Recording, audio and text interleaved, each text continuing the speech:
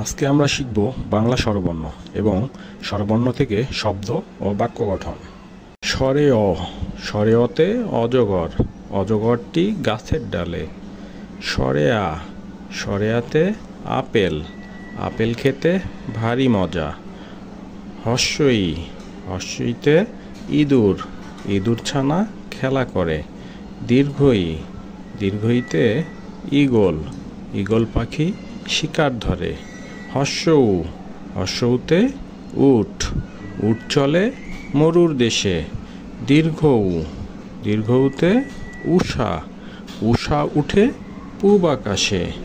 ঋ, ঋতে ঋণ, ঋণ করা ভালো নয়।